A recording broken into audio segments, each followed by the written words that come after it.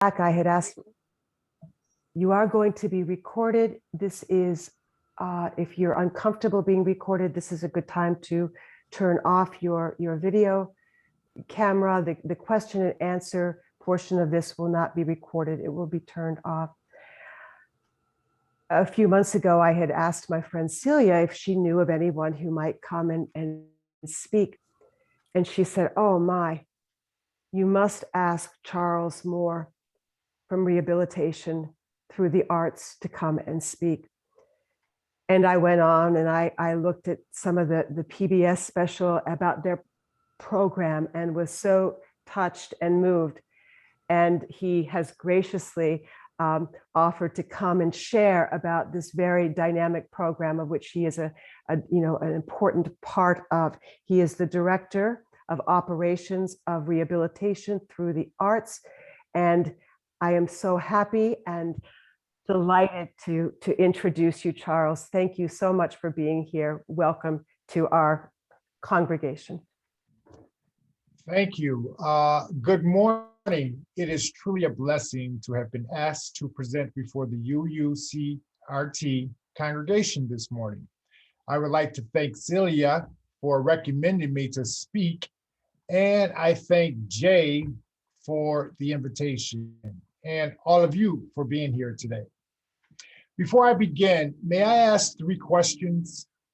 By a show of hands, has anyone here ever been inside a prison, now known as correctional facilities?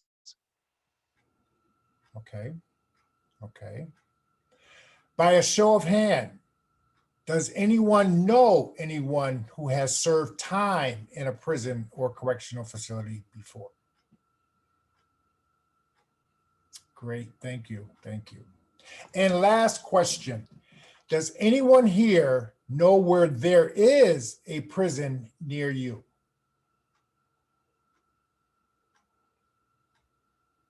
Okay. Let us be reminded that the Bible tells us that all have sinned and fallen short of the glory of God. Briefly, the advertisement for this presentation states, in September of 1971, the Attica prison uprising cost the lives of 29 incarcerated men and 10 correctional staff. It was a devastating moment that highlighted poor conditions and many other correctional issues that led to the uprising. Now, 50 years later, many maintain that the same correctional issues have yet to fully be addressed and or resolved. Sadly, the United States of America locks up more people and at a higher cost than any other country. An estimated 60% of those people return to prison within 3 years of release. It's not just recidivism that's the issue, it's who gets locked up. Predominantly people of color, and why. How they're treated while incarcerated is also an issue. But what if that recidivism rate could be dramatically reduced? It reduced the cost to society and stopped the revolving door that disrupts families and communities. Jay, can you play the video? Yeah. Elizabeth, can you cue that up?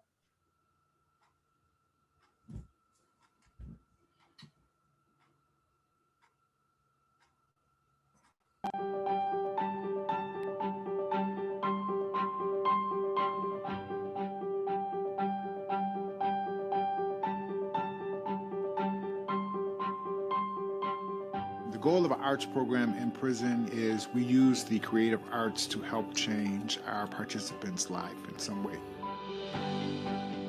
We focus on soft skills such as communication, team building. Hopefully they'll improve their life while incarcerated so that they will better adjust and transition once they are released.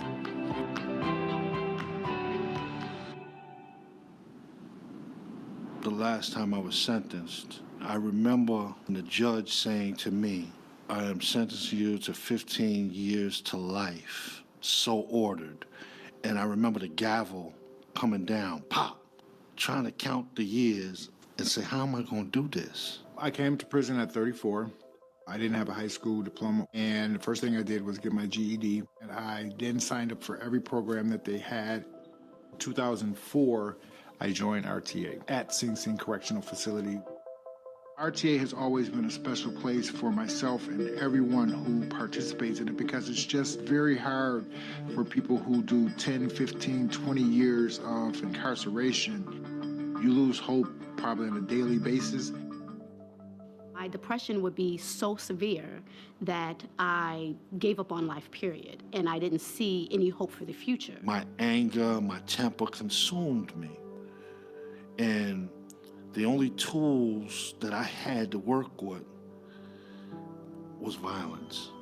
I was in Sing Sing Correctional Facility, I'm working out, and one of the guys, he says, listen, we're talking about putting together a theater program. I looked at him like, theater? We are in a maximum security facility, and you want me to run around and type something about to be or not to be? I said, bro, stop playing with me. Being in a male prison, being part of a dance program, it's not easy. But to continue in the program and not worry about what anyone else says, you develop a strength. You develop confidence. It is strength to say, hey, I'm gonna be different. I'm gonna be who I wanna be. And it gave me a chance to be seen.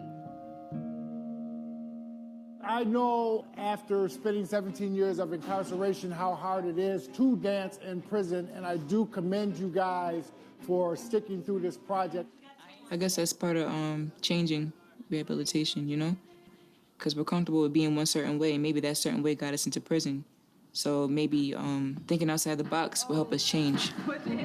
The thing with RTA, the most powerful thing that it has, I think the thing with the arts in general, is that it makes you think differently. It opens up different pathways in life and your mind and the way you process the world. Before you know it, I was looking forward to being there so much that I would avoid key blocks. I was looking at less arguments, less disagreements. For the first time in my life, I felt empowered. I had no idea the arts can be such a powerful vehicle in one finding oneself. I knew that I wasn't the same person that went into jail. Going back into prison today, I find it to be an honor. One, because I'm able to walk out at the end of going in, and two, is I'm making a difference in someone's life, and it's letting the men and women know that you can make it after incarceration. We don't do this work to teach art. We don't do it to train actors. You do this because what you do is about changing lives.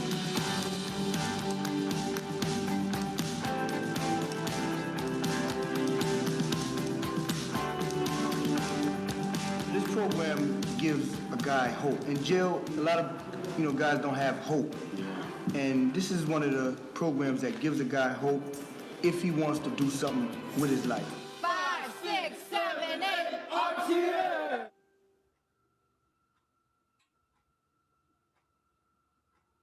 Great.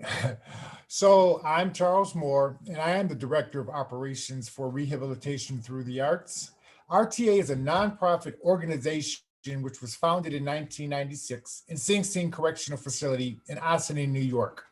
RTA helps the incarcerated men and women we serve to develop critical life skills through the use of creative arts. We model an approach to the justice system based on human dignity rather than punishment. May I repeat that? We model an approach to the justice system based on human dignity rather than punishment. I see this in line with your first principle, the inherent worth of dignity of every human being. Amen? So I know firsthand about this human dignity approach. used by RTA because before I became director of operations, I was incarcerated for 17 years. I went to prison at age 34 without a high school diploma or GED, but I left with a master's degree. It was in Sing Sing Correctional Facility when I joined RTA as a participant, and it was life-changing for me. Before joining RTA, I had lost all my self-esteem. I embarrassed my family, my community, and I had no idea how I would make it through 17 years of incarceration. However, through my participation in RTA's various workshops and theater productions, I found a place in a new community within prison, and I began to regain my self-esteem and a sense of purpose. As time went on, I took on increased responsibilities within the program, which eventually led me to being appointed to the prison's steering committee. It was on the steering committee that I began to work closely with the founder and executive director, Catherine Volkins, who soon began referring to me as her chief of staff. I started with the program in 2004 in prison and have now been with RTA inside and out for 17 years now, longer than anyone on staff except for the founder herself.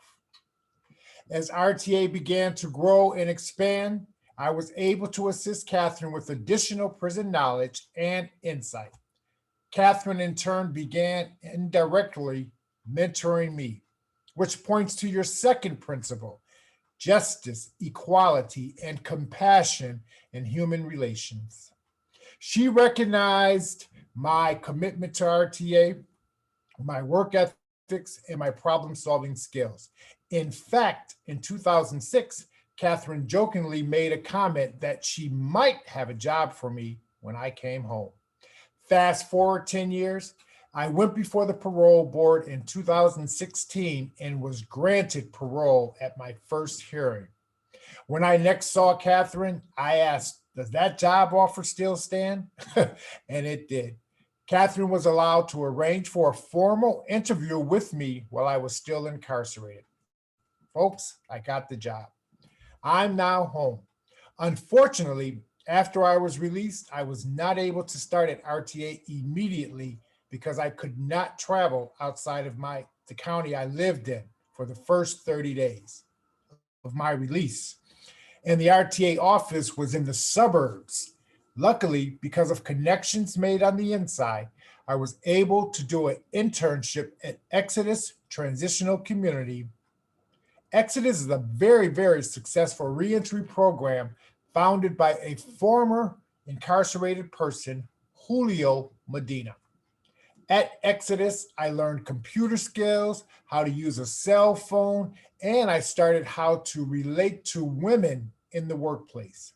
That internship also helped me to get into a more professional mindset before I started at RTA. Thank you, Julio. This is pretty close to your third principle: acceptance of others and encouragement to spiritual growth. Well, that first day of work at RTA finally arrived. I took the Metro North 1 hour from 125th Street in Harlem, New York to Katona, where I immediately got lost on my first day to the office. At that time, RTA's office was in the basement of the executive director's home. There was only three of us working back then. I was the only male, I was the only person of color, and I was the first formerly incarcerated person to work in the office full time. Principle number 4, a free and a responsible search for truth and meaning. As I began my work at RTA, there were surprises. I thought I knew how RTA worked 100%, but I had no idea how much work it took on the outside to keep a nonprofit organization running, especially one that served incarcerated people. To work at RTA, I had to understand not only how to raise money, but where the money came from, how to build a budget, and how to schmooze donors. As I began doing presentations for RTA, I recognized that there was a tremendous impact when a released member of RTA represented the organization, along with the executive director. The impact was even greater if that released RTA member were both male and female. One of my biggest goals at RTA is to magnify the voice of incarcerated women, which are oftentimes left out of the conversation. After a year home, I got permission to go back inside to work at the programs at Sing Sing. The superintendent at the time asked to meet with me before I went in. He congratulated me and thanked me for coming back. What he said next surprised me. He told me, beware, I may be pressured from both sides, the COs and my former peers. He wanted me to know that he has an open door policy and I could come see him anytime. I thought.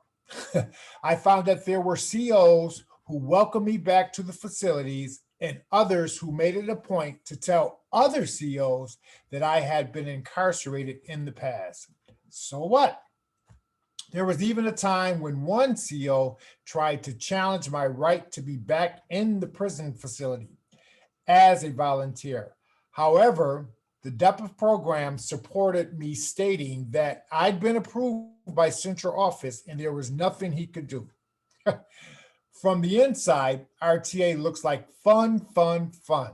But in the office, well, it's still fun, but there's a huge amount of work that goes into creating this fun. When Catherine founded RTA in Sing Sing Correctional Facility in 1996, I don't think she dreamed of the organization becoming the $1 million nonprofit we are today.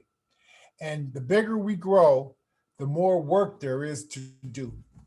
Yet it is increasingly clear that the arts and corrections work to help men and women better their lives. As stated earlier, nationally, the recidivism rate is around 60%. RTA's recidivism rate is less than 5%. I repeat, RTA's recidivism rate is less than 5%. And just a reminder, recidivism is when a released person goes back to prison after release, usually within the first 3 years of release. Most of our members do not return to prison. For anyone incarcerated, it is inspiring to see some formerly incarcerated person, such as myself, return to work with the population. I've noticed over the last several years that there are a greater number of formerly incarcerated people of color going back in to work with the population.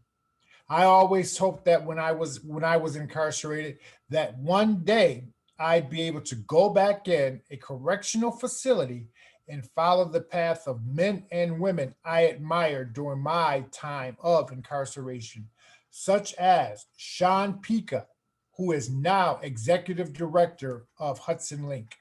Julio Medina, which I mentioned earlier, is the founder and executive director of Exodus Transitional Community. Malcolm Davis, now program coordinator of the Osborne Association. And in memory of Arlene Muhammad, the former academic coordinator at Sing Sing for Hudson Link, whom we lost several years ago. Of course, there are many, many more names, all of whom inspire me to do what I'm doing today. I close stating your sixth principle, the goal of world community with peace, liberty, and justice for all. Thank you. Any questions?